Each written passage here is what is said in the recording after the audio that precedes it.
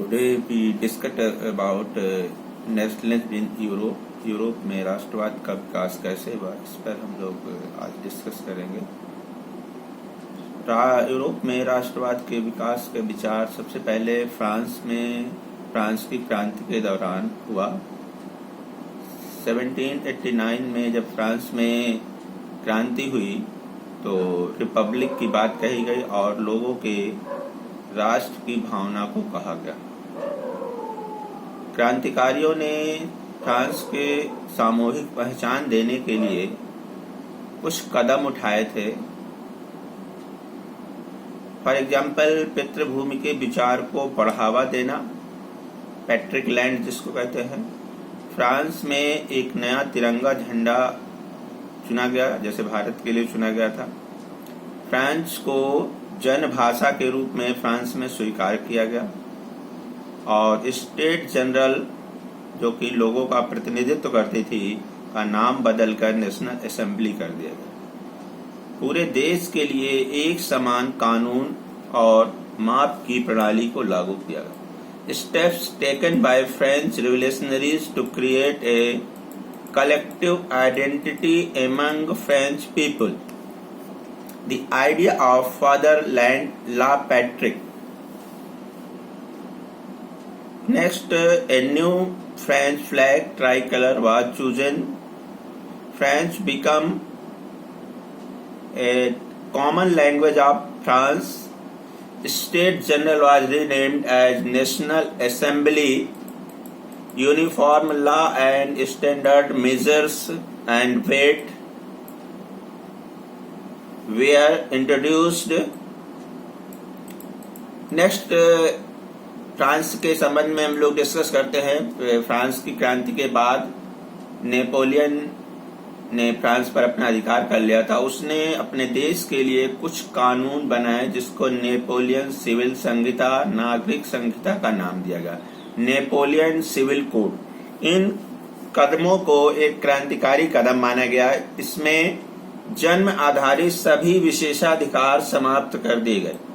कानून के समक्ष समानता का सिद्धांत लागू किया गया। All person are equal before law. संपत्ति के अधिकार को सुरक्षित किया गया।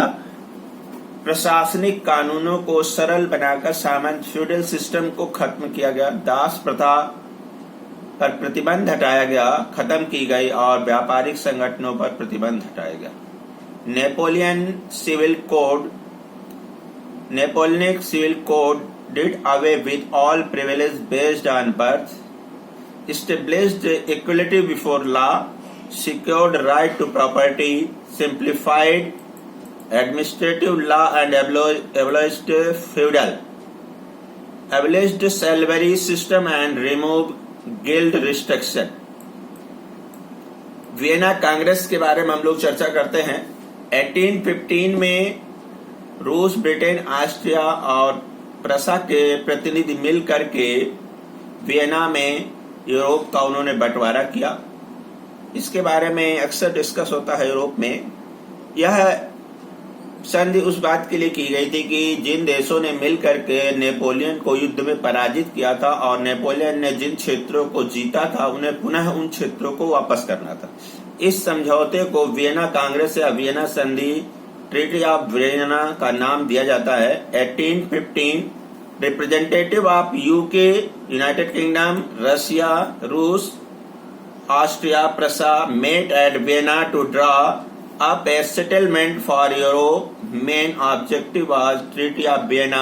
Congress was undo everything that Napoleon achieved after French Revolution. Europe में इसमें दूसरा टॉपिक आता है इटली के क्रांति में मैजनी।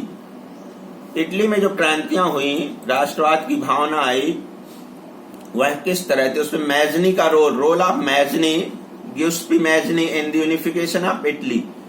इटली में मैजनी क्रांतिकारी दल का नेता था। वह इटली में युवा लोगों के लिए प्रेरणा स्रोत था। उसने इटली में यंग यूरोप गुप्त संगठन बनाए। वह कार्बोनरी गुप्त संगठन का सदस्य था। उसका मानना था कि इटली छोटे राज्यों का पैचवर्क पाबंद नहीं हो सकता है।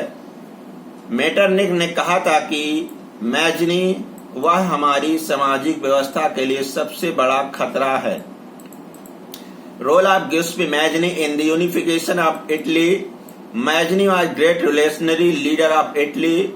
He inspired the youth of Italy. He set up secret societies of like Italy and young Europe. He was member of Carbonate secret societies. Metternich said he was dangerous enemies of our social system. Mazzini said that Italy was not patchwork of small state.